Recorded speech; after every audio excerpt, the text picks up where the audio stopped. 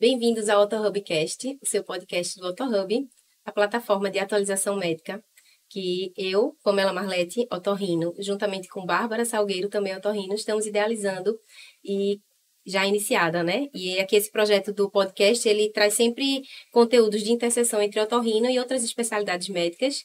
E hoje a gente trouxe dois convidados bem queridos para tratar de um tema muito quente, que é a inteligência artificial na medicina. Então, para isso, a gente tem aqui na nossa mesa o Dr. Francisco Chagas, que é médico anestesista, e ele compõe também o Núcleo de Inteligência Artificial do Conselho Federal de Medicina. Seja muito bem-vindo. Muito obrigado. E também Dr. Marcel Cavalcante, amigo, médico, trabalhamos juntos aí nas cirurgias, e anestesista, né? Ele é o meu anestesista, na verdade, e também fundador e idealizador do IANEST, que vi nascer aí nas nossas trocas durante as cirurgias, que atualmente é uma plataforma para anestesia que a gente vai entrar um pouquinho mais ao longo da nossa conversa hoje. Então, aqui, para começar o podcast, vamos falar um primeiro bloco, vamos trazer o tema da inteligência artificial, conceituar direitinho. Então, doutor Francisco, fala um pouquinho para a gente, para o CFM, o que seria isso de inteligência artificial na medicina? A inteligência artificial, ela é a tecnologia, não é uma tecnologia nova, né? Ela tem mais ou menos 70, 80 anos do seu conceito, e que essa tecnologia, ela simula, ela faz com que os computadores aprendam e desenvolvam e resolvam problemas semelhantes ao pensamento humano. E de uns 5 a 10 anos para cá, com as fases da inteligência artificial, nós conseguimos aplicar a inteligência artificial de uma forma mais segura na medicina. E foi aí que começou a ter uma preocupação maior e surgiu essa ideia do CFM fazer o núcleo, para que a gente comece a ter, vamos dizer assim, uma certa vistoria, para que a gente comece a debater e discutir ideias sobre o uso da inteligência artificial na medicina, para que ela não seja também solta de qualquer forma, né? A gente sempre tem que ter uma balança muito grande entre você proibir e você liberar. Se você repreende muito alguma coisa, você acaba fazendo com que ela não se desenvolva. Mas se você também solta muito, ela se desenvolve de qualquer forma. Então, não é um cenário ideal. A gente fica sempre com essa balança na mão, pesando entre a liberação das coisas, né, e a contenção, realmente, da inteligência artificial. Ah, legal. E entrando aqui no universo da anestesia, já te introduzi sobre o IANEST, né? Conta pra gente, Marcel, na aplicação do dia a dia da anestesia, como é que a inteligência artificial tem sido feita no seu dia a dia e como é que você tem proposto o uso da inteligência artificial para os demais anestesistas? Eu vou fazer assim uma explanação mais geral primeiro, porque basicamente o que trouxe a gente para essa conversa aqui é a experiência da IANEST, né, que você viu nascer como tá amigo, a gente trabalha junto, e a gente em 2023, pensando em resolver um problema básico dos anestesistas, que é a consulta pré-anestésica, uma dificuldade por falta de consultórios e tal. Em final de 2022, a OpenAI tinha liberado o ChatGPT, né? Então a inteligência artificial generativa ela estava muito em alta. E aí a gente, em 2023, eu e Chico, a gente começou a pensar em como a gente trazer essa coisa da inteligência artificial para resolver uma dor que era da gente da anestesia. Então a gente pensou num aplicativo que ele pudesse ter uma conversa com inteligência artificial, algumas automações, e que pudesse funcionar por telemedicina, com toda a segurança de dados, com criptografia de dados e de teleconsulta. Então, aí nasceu a ideia da IANEST. Então, do ponto de vista desse uso diário, como é que a inteligência artificial pode ajudar? Eu tenho uma experiência legal com a inteligência artificial. Eu estava fazendo uma consulta um dia com uma paciente, uma teleconsulta, e ela, por dificuldade de locomoção, inclusive, ela fala que tinha síndrome de Kennedy. E aí, síndrome de Kennedy. Cheguei aqui no meu chatbot dentro da IANEST, perguntei o que era síndrome de Kennedy. Ela é uma atrofia espinhal recessiva ligada ao cromossomo X, o paciente tem dificuldade de locomoção, perde um pouco, não sei o que, evitar relaxante muscular. Então, aí eu tive uma conversa nesse nível com ela, e aí ela, doutor, pela primeira vez, é a minha terceira cirurgia, eu estou conversando com um anestesista que conhecia da minha doença. Mal sabia ela que eu não conhecia, né? Mas é o quanto a gente pode mostrar que a inteligência artificial ela pode chegar como um copiloto. Sim. Então, o piloto vai ser sempre a gente, mas aí ela chega como copiloto. Do ponto de vista de inteligência artificial, no uso da anestesia específica, está sendo utilizado em larga escala, né, como copiloto, como ajuda na interpretação de exames, como automação na parte de pré-anestesia, e com base nesse acúmulo de dados que vem tendo, já tem uma parte, inclusive, de preditiva, né? A inteligência artificial que a gente chama de preditiva. Então, com base em algumas histórias, a gente já está começando a ver se o paciente vai fazer hipotensão ou não vai, em quanto tempo ele pode desaturar ou não. Então, é uma gama muito vasta de utilização que já é diária, controle de medicações, isso já está acontecendo. Algumas coisas já fácil de ser utilizadas através da inteligência artificial generativa, dessa conversa, e outras que estão chegando agregadas a novas tecnologias, bomba de infusão, monitores, enfim, isso é bem amplo o negócio. Nossa, é uma coisa que, na verdade, a gente não sabe nem onde vai parar, né? Está mudando o presente e o futuro totalmente da medicina. E, doutor Francisco, que tipos de inteligência artificial a gente dispõe aí a nosso favor? Como é que você poderia falar um pouquinho sobre essa parte para a gente, por favor? A inteligência artificial ela é basicamente dividida em 4 modelos, mas desses 4 a gente utiliza basicamente 2. Foram, que o Marcel citou aí, né? A gente tem a inteligência artificial generativa e a preditiva. Né? A generativa é o que a gente vê muito na questão do chat GPT ou outros modelos de linguagem grande, né? Os famosos LLM, que são largos modelos de linguagem. Né? Vamos utilizar um jargão. Então, assim, todos esses modelos grandes de linguagem, eles são uma IA generativa. O que é uma IA generativa? É algo que você vai colocar uma pergunta ou colocar certos caracteres e ele vai gerar um conteúdo inédito a partir de experiências anteriores. Né? Ele vai estudar várias experiências anteriores que ele teve e ele vai gerar algo inédito.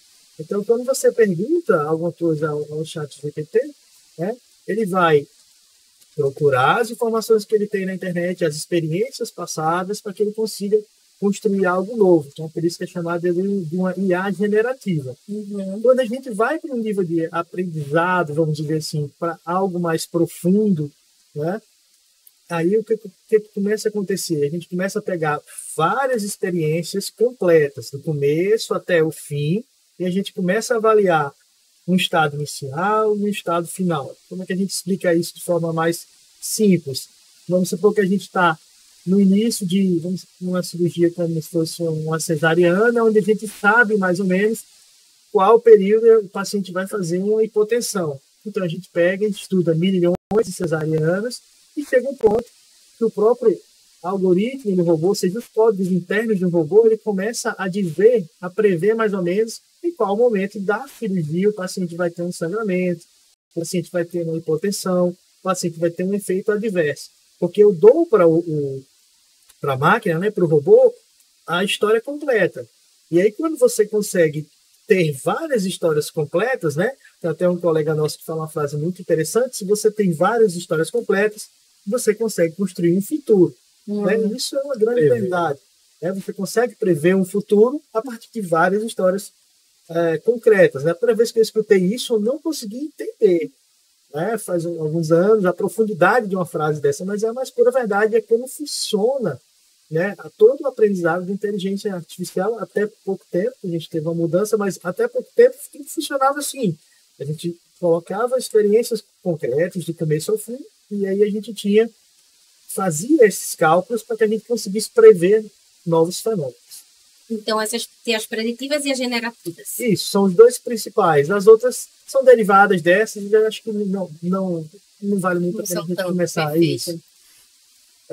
Só fazendo uma complementação, existem vários conceitos para isso daí. Então, a gente aprendizado de máquina, que é o machine learning, deep learning, você pode dividir inteligência artificial generativa, com as LLMs, ou até com as small LMs.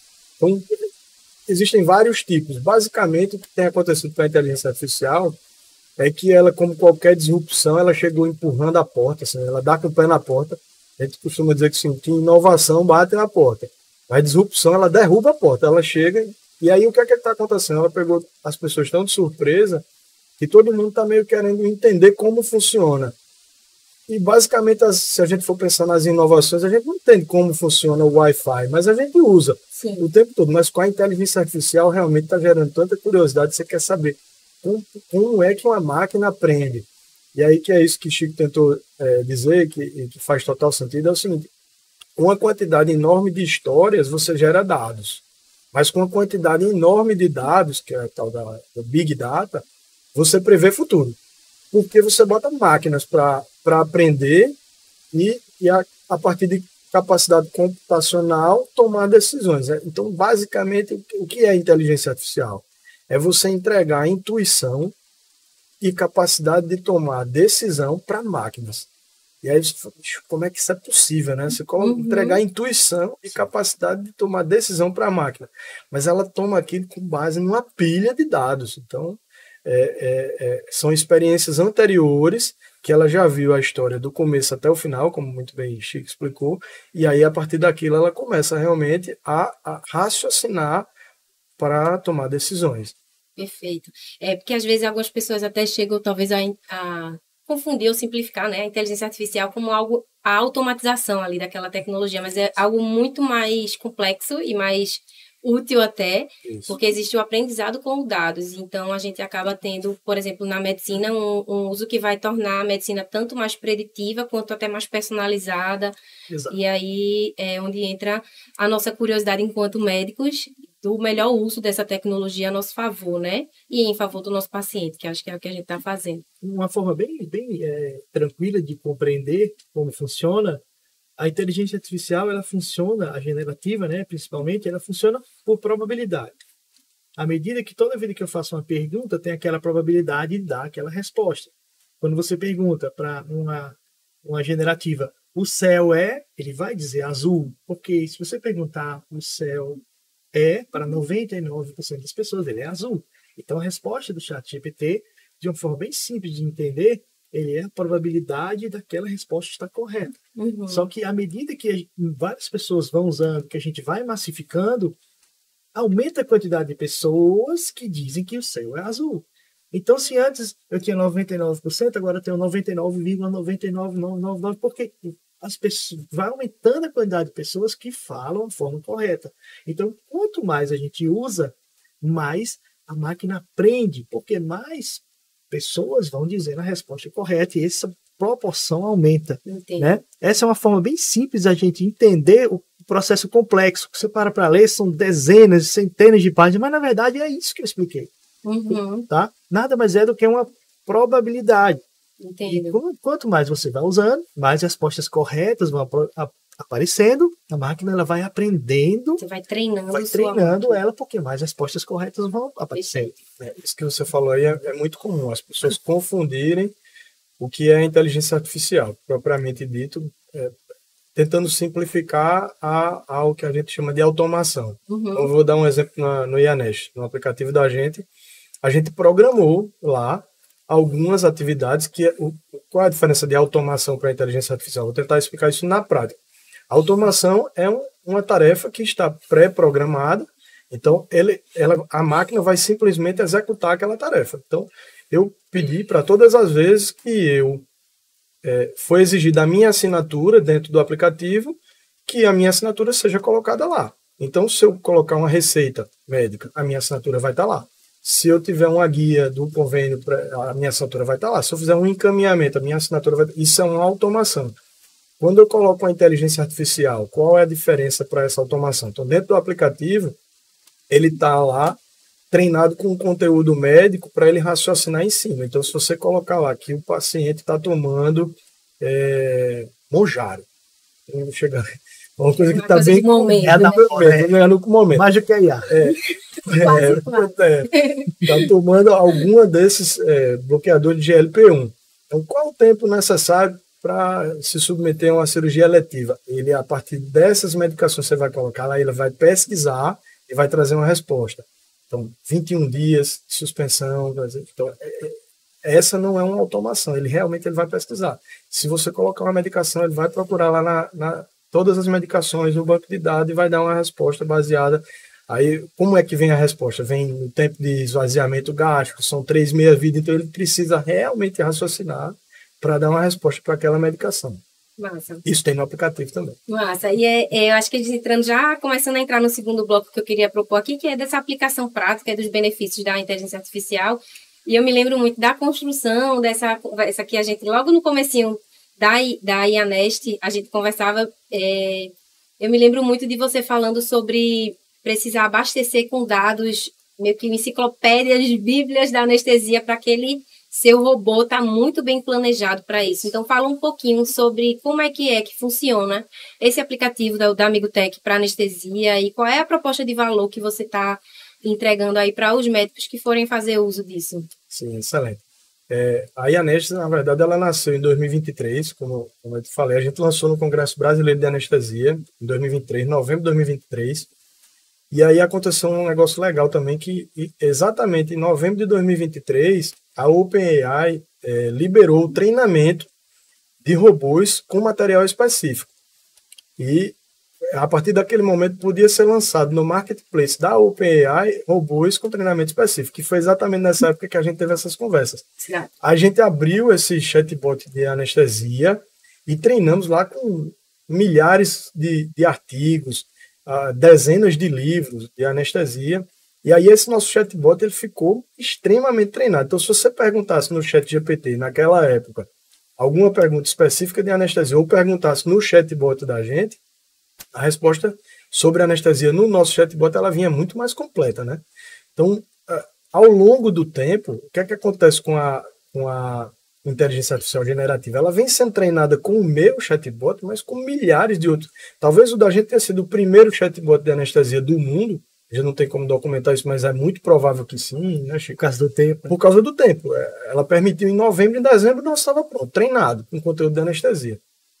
Então, outros milhares, centenas, milhares de chatbots de anestesia vêm sendo treinados e eles estão liberados no chat GPT. Então, hoje, se você perguntar no chat GPT ou no chatbot da gente, começou a ficar muito parecido e às vezes até mais completo no chat GPT. E aí o que é que a gente fez? A gente liberou o nosso para pegar de lá. No começo era mais interessante perguntar no nosso, mas agora já está mais interessante perguntar no chat GPT. Então, a gente só liberou o chat GPT. E aí, na verdade, o aplicativo da gente começou a ser comercializado, a gente começou a ter clientes no país inteiro, a gente está em 15 estados, e aí foi onde chegou a AmigoTech. A AmigoTech é a maior plataforma que eles chamam de all-in-one, né? Eles fazem tudo, desde o marketing até o faturamento para médicos. Prontuário eletrônico, agendamento, clínica. E aí esse público de anestesia em específico era algo que não estava no book de trabalho deles. E aí fomos construindo, na verdade, um namoro que começou por volta de julho de 2024. E aí a gente foi, na verdade, provando testes que eles foram fazendo, a gente foi provando, e enfim, chegamos numa parceria, e aí, a partir de agora, na verdade, a IANEST começa a funcionar dentro da plataforma da AmigoTech, né, no AmigoOne, para anestesistas. E aí você me pergunta, o que é que ganha? Ganha escala, ganha qualidade, assim, eles têm um nível de cuidado com criptografia de dados e de know-how mesmo.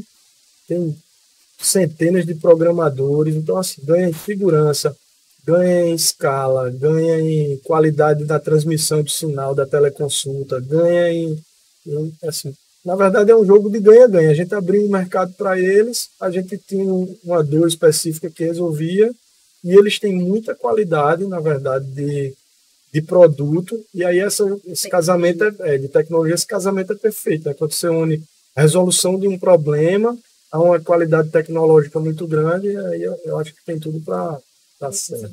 E lembrando que a gente continua à frente do projeto, né? Eles estão dando todo o suporte, né, profissional, né, com a robustez bem maior, né, porque eles têm realmente centenas de funcionários. Porém, a gente continua na frente do projeto, porque tem toda essa expertise do anestesiologista, a gente vai acompanhando, a gente também faz consulta para anestésica, então a gente vê a dor, a gente vê onde precisa ajustar, a gente vê o feedback dos pacientes, dos usuários, então toda essa parte a gente continua fazendo. A gente leva para o time de programação deles, né? Não é mais a gente que faz a programação, eles fazem, mas toda a parte de captação, de retorno, ainda é com a gente faz todo esse filtro ainda, né? Estamos na frente ainda do projeto.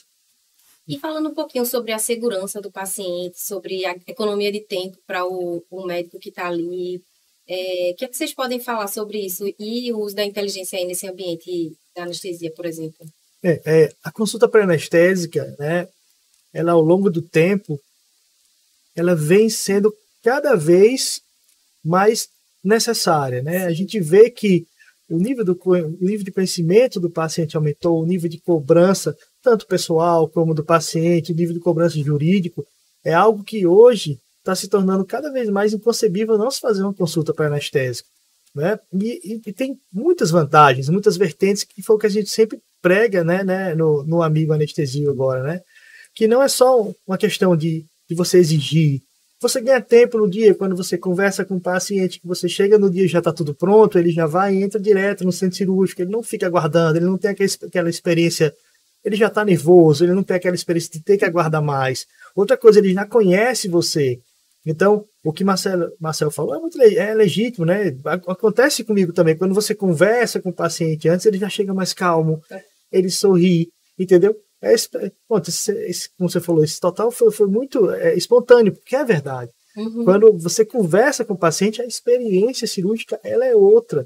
Né? A gente sabe que muitas vezes, né, pela correria ou outros fatores, algumas pessoas ainda tentam justificar não fazer essa parte, né? Mas isso faz parte do ato anestésico. O ato anestésico ele é composto de pré-operatório, intra e pós-operatório. É lógico que existe um desnível muito grande entre a parte intra para essas partes de pré e pós. Só que o ciclo completo ele é muito importante. O vínculo, né? E isso aí a gente vai até comentar um pouco mais na frente, a questão de você trazer valor, agregar valor ao procedimento, você humanizar o ato, você olhar no olho do paciente, né? Que às vezes a gente tem tanto medo em ser substituído ou não e a gente não faz nossa parte. Mas, na verdade, é isso. A consulta pré-anestésica ela tem uma infinidade de fatores comprovados cientificamente. O que eu e Marcel a gente vem falar, não é a gente não está inventando. Existem dezenas, centenas de trabalhos falando todos os benefícios. Se você pega assim, diga será um dado negativo da consulta pré-anestésica. Ele não existe. Não existe um dado negativo. Todos os dados. Com o paciente, entendeu? Para orientação pode ser negativa, né? Isso. Assim, da pergunta de Pamela, eu acho legal, a dúvida também é o seguinte: a inteligência artificial vem para substituir a gente ou para nos devolver tempo, na verdade, nos potencializar? Basicamente, eu acho que teve um questionamento em torno disso, né? Uhum. Então, basicamente é o seguinte: a gente, ao longo do tempo, a gente foi sendo cada vez mais entregue para a gente tarefas burocráticas. Então, se você parar para pensar 10 anos atrás para agora, a quantidade de coisas que a gente está sendo inserido, inclusive os hospitais precisam disso, as instituições precisam disso. E eu entendo perfeitamente, porque é com base nesses dados que eles tomam decisões. Mas tarefas burocráticas, preenchimento de mais papéis, mais indicadores foram tirando do médico tempo para cuidar do paciente. E, basicamente, todas essas tarefas que são digitalizáveis, automatizáveis, todas essas tarefas que, na verdade, tiram tempo da gente, a gente não vai fazer, a partir de agora, a gente não vai fazer melhor do que as máquinas. Então, basicamente é isso. A gente tem que parar para pensar que tudo que é automatizável, tudo que é digitalizável, ela deve ser realmente delegada às máquinas, porque elas são mais capacitadas. Eu costumo dizer o seguinte: a máquina ela trabalha 24/7. Ela não cansa, ela custa menos do que o trabalho de uma pessoa. Enfim, ela é imbatível na tarefa. Agora, tudo que não é digitalizável, e aí empatia, intuição, moral, sentimentos, se colocar no lugar do outro, tudo aquilo que não é digitalizável começa a ganhar mais valor. Então, tocar no paciente, ouvir, conversar, escutar melhor, se colocar no lugar dele, isso as máquinas provavelmente não vão conseguir fazer. Então, na verdade, eu acho que essas coisas todas talvez tenham chegado para devolver um pouco de humanidade a mais para a gente, sabe? Mais tempo para a gente. Você vê hoje, você pega um aplicativo que transcreve a consulta. Você passava a consulta inteira precisando ter que anotar, porque senão depois você nem lembra também sobre aquele paciente. Você agora liga, durante a conversa aqui, ele vai transcrevendo tudo que você conversou com o paciente, você passou o tempo inteiro olhando no olho dele, e no final está lá, tudo de forma automática dentro do prontuário dele. Sabe? Com certeza. Acho que tem um ganho em praticidade, acho que ganha tempo, e tempo a gente sabe que o tempo que a gente não entrega nisso, a gente consegue usar para si, então a gente chega mais cedo em casa, consegue dedicar uma atividade, consegue dedicar uma família, então a gente, na verdade, começa a gerenciar até melhor a nossa própria vida, né? Quando a gente começa a otimizar esses gastos de tempo burocráticos. Mas eu acho muito legal também o uso da inteligência artificial, quando eu percebo que ela vem agregar uma coisa que todo médico quer muito, que é a segurança, né? Sim. Então, assim, ela ajuda a gente, por exemplo, na tomada de decisões. Queria saber de vocês, se vocês concordam que ela diminui aquele estresse decisional, principalmente quando a gente está lidando com situações mais críticas. Sim. E vocês gostariam de falar algo mais sobre isso? Eu me lembra muito o que você falou no começo sobre a sua paciente, né? Que tinha uma síndrome mais rara e te ajudou a saber exatamente o que fazer. Em que outros contextos isso pode ser útil? Eu tenho vários exemplos, né? Que eu costumo até apostar, né, em algumas redes sociais, na tentativa de realmente puxar o pessoal e ver a importância disso. Né? Na anestesia teve um caso comigo de madrugada, uma cesárea de urgência, onde a paciente falou para mim que tinha alergia a 7, 8 antibióticos. Então, assim, 1h da manhã, paciente com alergia a 8 antibióticos. E agora, né? Entendeu? E aí foi tranquilo. Eu cheguei lá, fiz a consulta, eu não lembro qual foi o que ele indicou na época, eu sei que foi feito da forma lá correta e a cirurgia foi super tranquila. Entendeu? Então, imagine como é que você vai sair de uma situação dessa de 2h da manhã. Você vai ligar para o colega para perguntar? Então, é muito complexo. Outra, que aí envolve seguranças até maiores. Eu também sou médico do trabalho, então eu trabalho em empresas grandes, eu trabalho no estado. Às vezes chega uma dúvida trabalhista ou o paciente sofreu um acidente de trabalho, o que fazer, como não fazer, qual conduta está mais atualizada. E isso muda muito. Todas essas normas e normativas que regulam a segurança do paciente de uma forma geral, elas mudam diariamente. Então, se você não tem uma fonte que vá se atualizando, e a gente muitas vezes não tem tempo por ser corrido. Então, eu sempre consulto, eu costumo dizer que fiz uma mesa redonda, fiquei eu, outra médica, e a IA que eu criei lá. Eu tenho um IA chamada Médico do Trabalho, que eu compartilho com alguns médicos que trabalham comigo, e eu digo, fazendo uma mesa redonda, a médica e o meu colega, e a gente vai discutir os casos, a gente faz uma perícia ali. Então, a inteligência artificial, sim, com certeza, e cada vez mais, porque ela está evoluindo e melhorando. Então, ela vai aumentar a segurança do paciente, desde que você saiba utilizar ela. É mais um canto, né, assim, mais uma vertente da inteligência artificial que deve ser explorada. A segurança dos processos e do paciente de uma forma geral. Ela auxilia bastante nisso. Em cima disso que Francisco falou, tem uma frase que a gente sempre ouviu, acho que desde criança a gente escuta, a gente só acha o que procura, mas a gente só procura o que a gente já conhece. Então, basicamente, a inteligência artificial ela não vai fazer o seu trabalho, mas com base, que é o que a gente chama de engenharia de prompt, é um nome legal, um nome bonito, mas basicamente é o seguinte, você sabendo o que procurar, você vai sempre achar algo mais específico, isso aí. Ele tem diversos antibióticos que a paciente tem alergia, e aí para aquele tipo de cirurgia, que antibiótico eu posso usar? Então, basicamente é isso. Você tem que saber o que é que você está procurando. Aí eu tenho uma experiência legal, é o seguinte, para contar, o meu cunhado, engenheiro de computação, trabalha no Vale do Silício, mora na Califórnia, lá em São Francisco, ele trabalha num aplicativo no Lyft, que é um concorrente do Uber. Pode falar o que a gente quiser, né? sem conflito de interesse nenhum. O Lyft nem funciona no Brasil. Sim. Mas, enfim, ele faz contratação para o Lyft. E aí ele está lá há 8 anos. Né? Uma coisa interessante que a inteligência artificial, né? De 2022 para cá, generativa, ela começou o que é basicamente a inteligência artificial generativa, a gente fala tanto. Basicamente é você conseguir trazer para a linguagem esse aprendizado de máquinas. Então, você consegue interagir com as máquinas para você transformar aquilo na linguagem. Isso é impressionante. E aí, o que é que ele disse que mudou? Que ele viu a inteligência artificial, né, arrombar a porta, derrubar a porta, como a gente está dizendo em termos de tecnologia. O que é que mudou lá, no berço, no Vale do Silício? O que é que mudou? Ele disse, Marcelo, uma coisa impressionante aqui é o seguinte, pela primeira vez a gente começou a contratar pessoas mais velhas. Então, talvez tenha sido a primeira tecnologia disruptiva, né? Desde sei lá, a Revolução Industrial, a eletricidade, o automóvel, todas as outras, né? Até a própria internet, mas foi a primeira que talvez deu oportunidade para pessoas que têm mais conhecimento. Porque a depender da qualidade da tua procura, você vai ter uma resposta mais profunda. E aí ele disse que agora nas contratações lá no Lyft, a orientação é de contratar pessoas que tenham mais bagagem.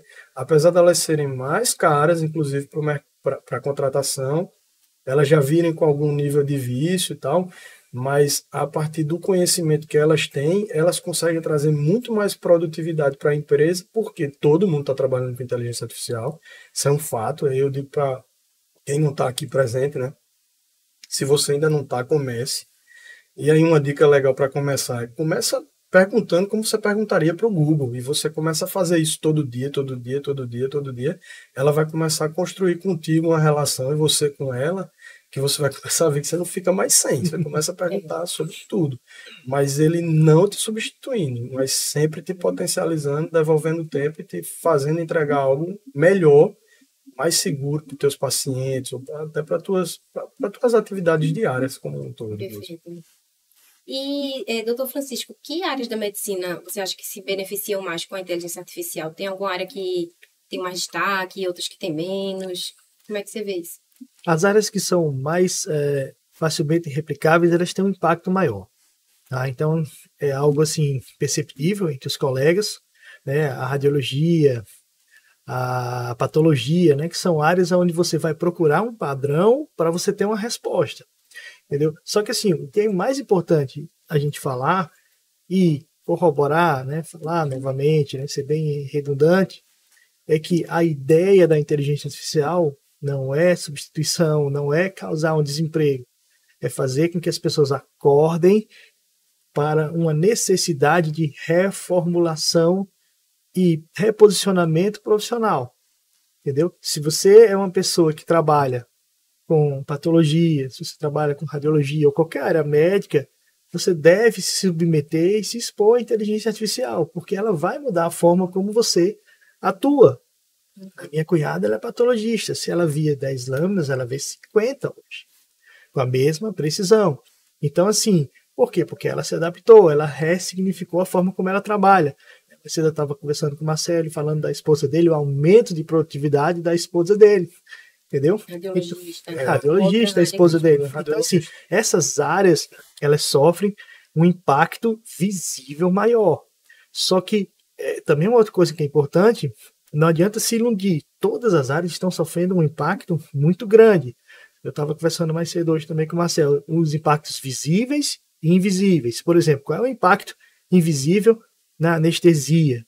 Onde é que a IA está batendo mais forte na anestesia? Na parte de faturamento, na parte de contas médicas, na parte de um auxílio, de uma consulta pré-anestésica, entendeu? A gente fica pensando assim, ó, meu Deus, vai ter um robô que vai fazer anestesia, vai ter um robô chinês que faz uma turbinectomia. Cara, qual o impacto real disso? É muito baixo.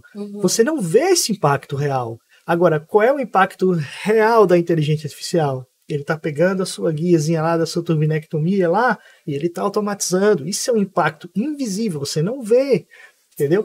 Qual é o impacto que você não vê? Que o Marcelo citou o exemplo aí também. Você está numa consulta, ele transcreve para o seu prontuário. Ele já corrige seu prontuário, ele corrige o linguajar, ele ajeita o português, ele diminui a chance de você ser processado, ele faz um termo de consentimento. Isso tudo é invisível, impacto invisível. E isso aí está muito forte, veio muito forte. Então, as principais áreas que a gente consegue ver, ter um impacto visível, realmente são essas de repetição, né? Radiologia e patologia, principalmente. Só que, lembrando que o impacto invisível ele é muito superior ao visível, que são essas áreas que você não lembra, você não valoriza, você nem sabe que elas existem. É igual aquela história, né, da mãe. Você acha que a sua roupa vai para a gaveta sozinho? Não, alguém vai dobrar sua roupa. Você acha que você vai faturar sua cirurgia sozinho? Não, alguém vai pegar sua guia. O robô que está pegando a sua guia. Só que você não vê. Então é um impacto invisível que a IA está atuando. Entendeu? E aí, assim, só complementando também a resposta de Chico, que minha esposa é radiologista, eu vejo isso na prática diária dela. Desde 2016 que a gente escuta que a profissão da radiologia vai acabar. Está ameaçada. E, na verdade, o que é que está acontecendo é que quem está utilizando inteligência artificial dentro da radiologia, na verdade, está conseguindo ter um ganho de produtividade. Se ela dava, que é isso que o Chico falou, se ela dava 10 laudos no plantão noturno que ela faz uma telelauda, hoje ela dá 50, porque vem tudo pré-laudado, vem com máscara de análise, inclusive se a queixa do paciente é uma pancada no tórax, ela já vem com a pré-formatação de todo o gradil torácico para ver se tem alguma fratura. Então, a frase do momento que a gente devia estar sempre pensando é o seguinte: uma inteligência artificial não vai tomar o nosso emprego, especialmente na medicina, que tem toda uma regulamentação, tem toda a questão da coisa legal, que no final é o médico que é o responsável. Sim. Então, a inteligência artificial não vai tomar nosso emprego. Muito provavelmente alguém usando inteligência artificial vai. Então, começa a usar o quanto antes. Você sabe que eu gosto muito de leitura, especialmente essas leituras mais diferentes. Então, tem um escritor italiano chamado Umberto Eco, que ele escrevia sobre os apocalípticos e os integrados. Isso desde sempre, sabe? 1940. Só que, e a sociedade ela é sempre dividida nisso. Você vai vendo todas as revoluções que a gente passou, tem sempre as pessoas que estão vendo o lado do copo meio cheio e as pessoas que estão vendo o lado do copo meio vazio, né? Então, basicamente é isso. A inteligência artificial não veio para tomar nosso emprego, ela veio, na verdade, para nos potencializar. Então, uma inteligência artificial não vai tomar nosso emprego. Agora, alguém usando inteligência artificial provavelmente vai. Então, começa a usar... Já deve estar acontecendo. Já deve estar acontecendo. E uma frase também que a gente tem visto muito em congresso é tipo assim: terra de robô, quem tem coração é rei. Começa a tentar ser mais empático, começa a colocar mais... as suas soft skills, que eu acho que é o que vai exatamente diferencial do ser humano para a IA, né? Entrando um pouquinho no bloco aí, para a gente também não perder um pouco do tempo, que eu queria muita gente citar a parte dos limites éticos e da regulamentação dessa inteligência artificial. Doutor Francisco, cita um pouquinho os principais pontos da nova resolução do CFM, a resolução 2338 de 2023. A gente tem um projeto de lei, né, que é justamente esse 2338, onde eles fazem uma classificação de todas as inteligências artificiais na área médica como de alto risco, né, e a gente não compartilha dessa mesma visão, né, esse foi um projeto de lei, e agora a gente está tentando fazer a nossa própria minuta, a nossa própria reivindicação e regulamentação, porque existem várias inteligências artificiais relacionados à medicina. A gente tem uma inteligência artificial desde agendamento de consulta, uma inteligência artificial que auxilia a sua decisão e uma inteligência artificial que vai fazer anestesia. Então, elas têm riscos diferentes. Então, o que a gente está tentando hoje é justamente fazer, como eu disse no começo, colocar uma balança, equalizar e a gente ver o que a gente pode soltar, o que a gente não deve soltar, né? Sempre também tendo a preocupação de não segurar muito para que a gente não freie o desenvolvimento e também não soltar tudo de qualquer jeito.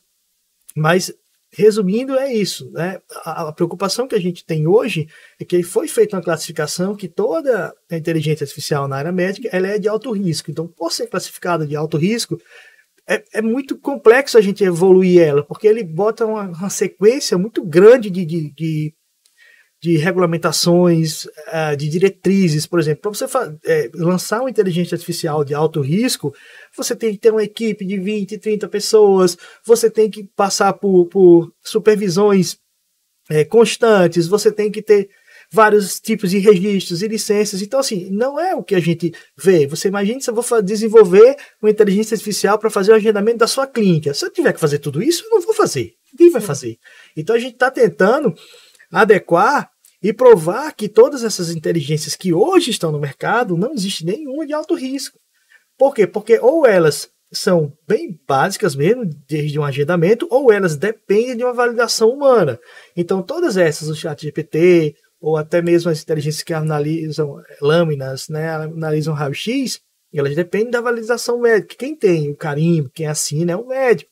Então, isso reduz muito o risco da inteligência artificial. E essa é a batalha que a gente está travando justamente nessa questão da regulamentação. Perfeito. Quais seriam os critérios que tornam uma IA segura, assim, por essa linha aí da resolução?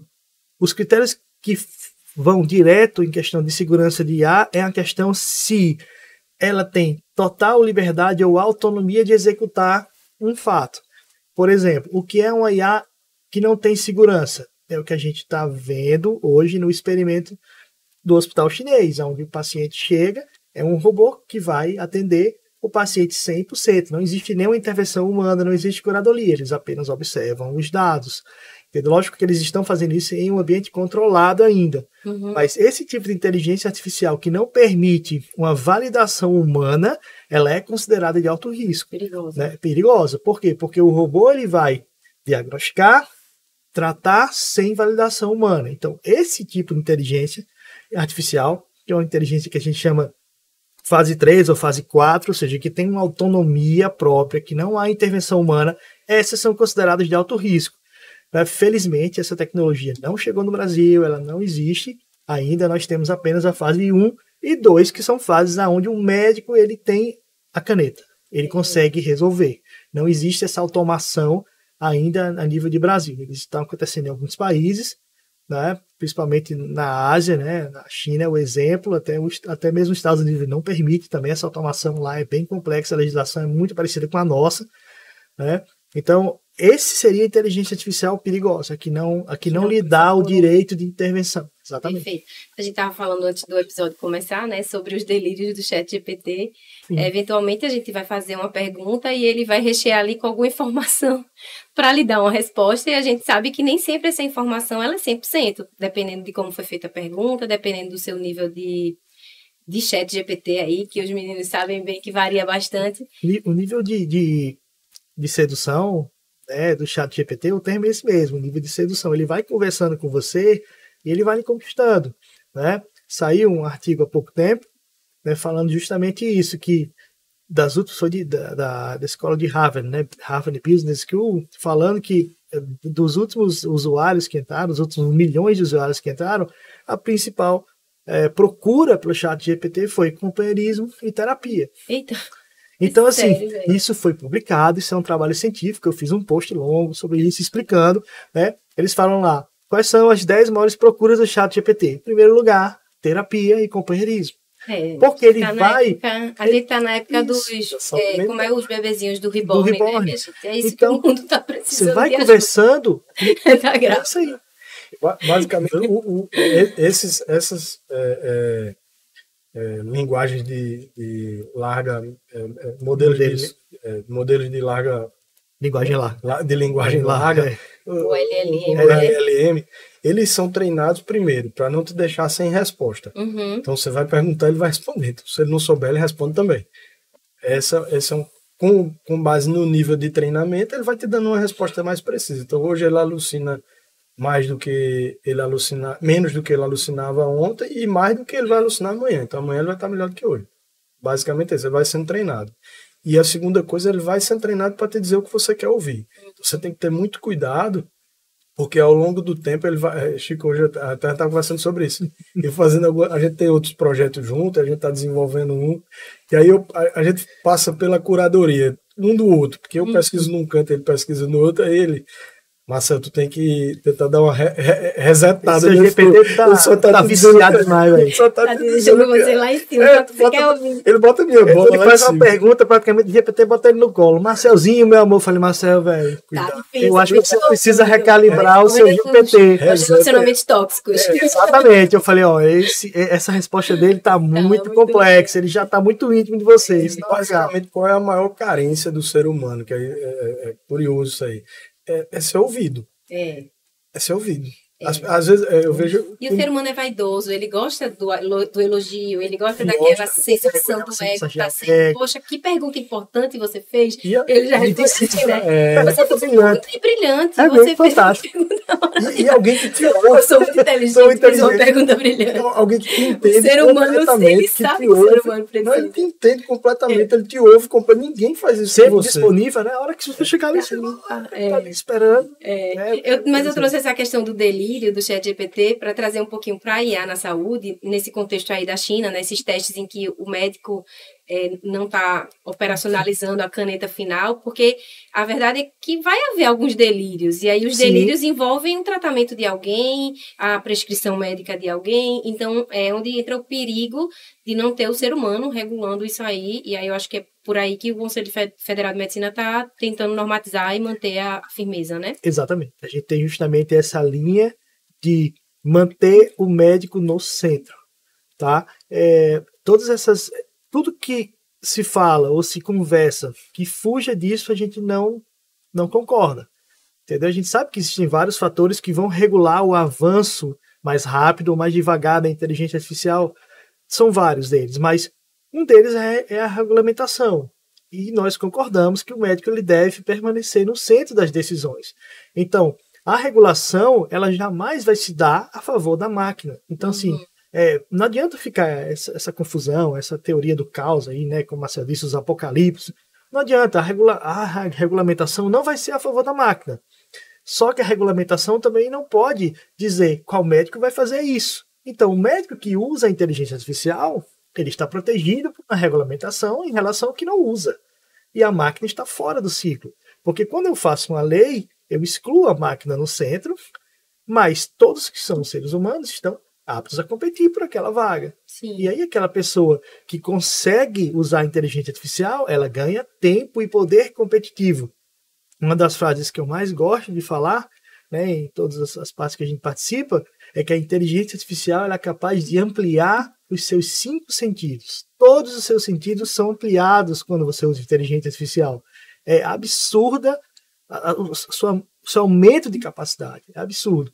Né? Tudo multiplica. Você consegue fazer muitas tarefas ao mesmo tempo, você consegue fazer coisas que antes você até achava que fosse impossível. Então ela tem esse poder realmente de ampliar todos os seus sentidos. E como é que o médico pode se proteger juridicamente, assim, judicialmente, na verdade, né? Juridicamente, quando se usa uma ferramenta desse tipo? Como é que você acha que deve ser feita essa... Pronto, a legislação hoje, né, ela, da mesma forma que ela mantém o médico no centro, ela também dá responsabilidade total ao médico. Então, quando você usa a inteligência artificial, eu costumo fazer uma comparação. Da mesma forma que você vai fazer uma ausculta, você usa o estetoscópio. Se aquele estetoscópio estiver quebrado e você fizer uma ausculta ruim, vamos dizer assim, Perfeito. qual é a chance disso acontecer? É muito baixa, né? O estetoscópio, mas quem escutou com o estetoscópio errado? Quase ninguém. Mas pode acontecer. Então você vai dar um diagnóstico só pelo que você escutou. E se você fizer um eletrocardiograma e a máquina falhar, tiver uma monitorite, como a gente chama de anestesia, é bem frequente, o monitor aponta um aparelhite, né? Ele umas aberrações, você vai fazer as medicações entendeu? Corrigir uma desritmia porque teve uma interferência com o bisturi elétrico lá no monitor. Isso pode acontecer. Na verdade é o seguinte, a resposta melhor que eu tenho para te dar sobre isso daí é como é que o médico vai se proteger.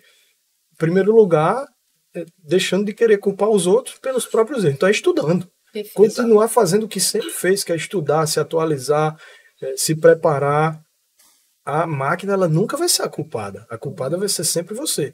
Então ela vai estar lá para ti ser, como eu disse no começo, para ser teu copiloto, mas o piloto é você. Então a tomada de decisão ela é sempre do médico. Como é que o médico pode se proteger? Estudando, não colocando a culpa na máquina. Use a inteligência artificial para potencializar o seu estudo. É a forma correta. Use a inteligência artificial para fazer novas questões, para fazer novos cenários, para fazer novas percepções. Então, o grande mal da inteligência artificial é o comodismo do próprio ser humano, de você pegar a inteligência artificial e colocar ela para fazer a sua tarefa, quando é para você colocar ela para criar mais tarefa para você, né? E pra não para te ajudar, para criar mais tarefa, que eu digo assim, para fazer com que você tenha mais cenários para você estudar. Então esse é o cenário ideal. Se você começa a colocar a inteligência artificial para fazer tudo por você, aí gera um fenômeno que a gente chama de alienação. A alienação é aquilo que você vai com o tempo utilizando ferramentas e você perde a capacidade. Qual o exemplo mais famoso isso que a gente tem? GPS e o Waze. Né? As pessoas não sabem mais as ruas. Você segue o Waze, você segue o GPS. Então você é o quê? Um alienado. O termo científico é esse, alienação. Te interrompendo aí, é por isso que eu digo, como é que o médico pode se proteger? É continuar estudando. fazendo o que a gente sempre fez, que é se capacitar, se estudar, participar de congresso, utilizar sempre ele como uma ferramenta. Então, o copiloto, eu acho que é a melhor designação. Teria algum contexto em que ela seria contraindicada na visão de vocês? Essa é uma pergunta muito interessante. Eu não vejo a inteligência artificial, eu também não consigo ver. Nem um contexto em que você contraindica a inteligência artificial. Perfeito. Eu não consigo ver. Tendo em vista que o algoritmo não vai ser responsável por nada, ele sempre vai ter um espaço, né? E tendo em vista que, com base no treinamento, ela vai estar melhor sempre. Ela não vai estar pior amanhã. Então, ela vai estar sempre melhor. Então, hoje eu não vejo nada que consiga parar com isso. É igual a gente querer voltar no tempo e acabar com a energia elétrica ou acabar com a imprensa. Recentemente, bem simples, eu gosto de exemplo simples. A gente teve o Pix. Quando lançou, ninguém queria usar o Pix, ninguém queria, meu Deus, o que é isso? Um mês, 2 meses, o rapaz da barraquinha do peixe usava Pix, daqui a pouco você começou a usar, hoje a sua vida não é a mesma sem o Pix. A bem da verdade também, a coisa como ela é dissipada, ela também tem um efeito muito importante em como a sociedade recebe, né? As notícias sobre inteligência artificial no mundo inteiro é sempre alguma máquina, um robô tomando o emprego de alguém ou fazendo alguma função que alguém já fazia antes. E aí a gente precisa, na verdade, começar a trabalhar com número, né, com dado. Então, o Fórum Econômico Mundial que aconteceu agora em janeiro, em Genebra, foi feito um estudo profundo de 2025 até 2030, 92 milhões de empregos, pelo estudo que gente grande fazendo, realmente vai acabar ou precisar de requalificação por conta da inteligência artificial. E isso virou notícia. 92 milhões de empregos de 2025 até 2030, isso é uma realidade. Só que a parte que não foi publicada é o seguinte, que 170 milhões de novos postos serão criados. Sim. Então, a notícia ruim, ela é sempre aqui... Os apocalipses. Os apocalipses. É que propaga. No mesmo Fórum Econômico Mundial, no mesmo lugar, as pessoas chegaram com números. 92 milhões de empregos realmente serão requalificados ou extintos. Só que 170 milhões de novos outros serão criados. A gente sabe e o que é que vira notícia? Né? Mas o que vira notícia? É o que será. Exato. Entrando agora, só para a gente finalizar já o nosso podcast, entrando no último bloco, eu queria que a gente falasse um pouquinho sobre a parte ética, pensando aí no futuro da medicina. Não necessariamente a parte ética, né, mas as perspectivas sobre a inteligência artificial na medicina. Nos próximos 10 anos, que habilidades vocês acham que o médico vai precisar ter para que ele consiga, assim, trabalhar e conviver bem com esse novo cenário? Todas as habilidades que não são replicáveis pela máquina, elas ganham valor. Então, você tem que deixar o que é replicável para a máquina e você tem que focar naquilo que é importante. Então, empatia, sentimento, olhar no olho, criar vínculos, pensamento crítico, imaginação, liderança. Essas são as habilidades não só do médico, mas que a humanidade deve cultivar para que a gente consiga continuar sendo ser humano. Se a gente for tentar combater o robô em tarefas robotizadas, tarefas de automação, vai perder. Mas só falou que é 24/7 não tira férias. Então, não adianta. Se a gente tem que procurar nossas características positivas. Nós somos seres humanos, temos características únicas, belíssimas, só que a gente quer, não sei, por uma questão de orgulho, eu não consigo entender. A gente quer vencer onde a gente não vai vencer. A gente não vai vencer. Se for para automatizar, se for para escrever 1000 páginas, você não vai vencer. Você tem que parar, deixar que ele escreva as 1000 páginas, mas me deixe como paciente, me deixe fazendo a minha criação, enquanto você faz o que pode ser replicado. Basicamente é aquela frase que eu falei ainda há pouco, né? Em terra de robô, quem tem coração é rei.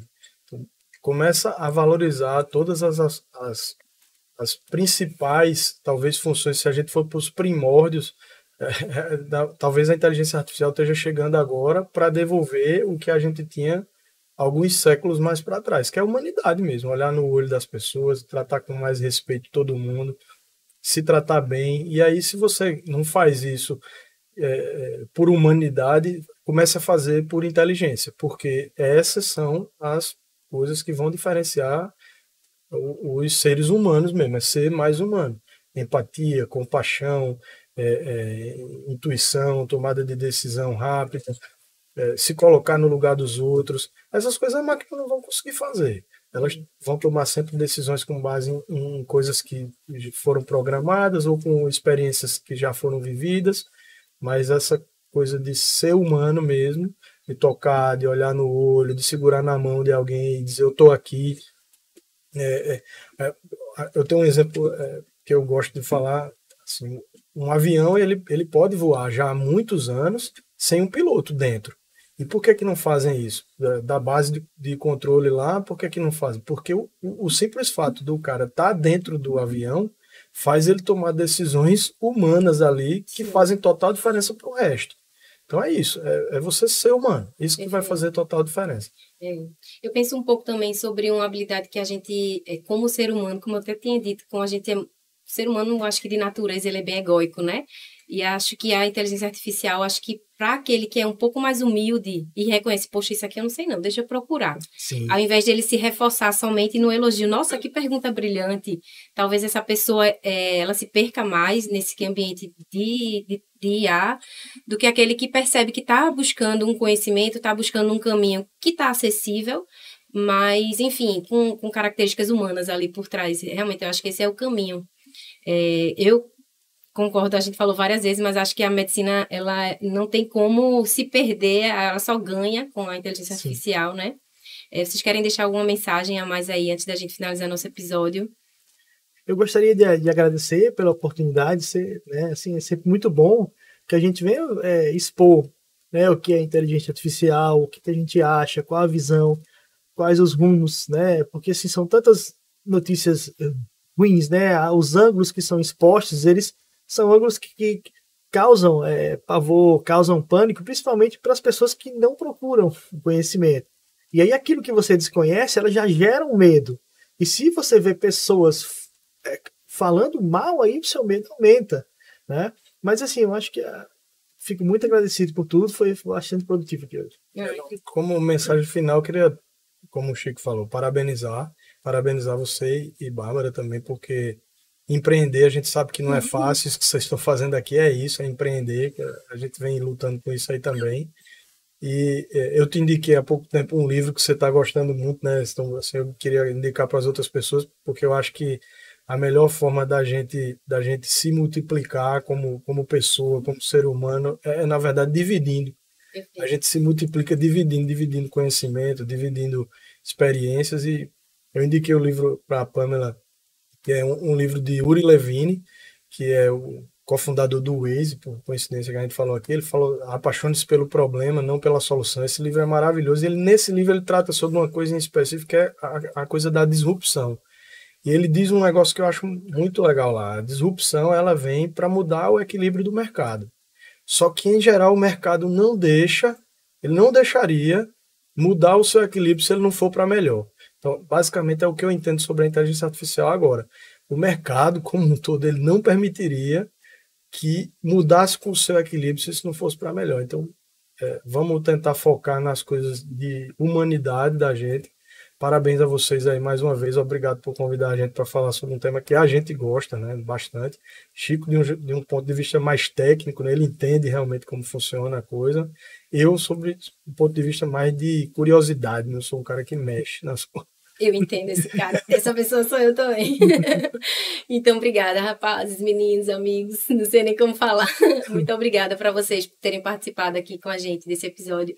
E para você que acompanhou a gente até aqui, também muito obrigada. Acho que o episódio de hoje trouxe muitas reflexões de como é que vai ser aí a medicina e como já está sendo, né? Porque isso está acontecendo, na verdade, sem que a gente perca de foco que o protagonismo da medicina vai sempre continuar sendo o ser humano, que é o que a gente se propôs a fazer quando a gente quis ser médico, né?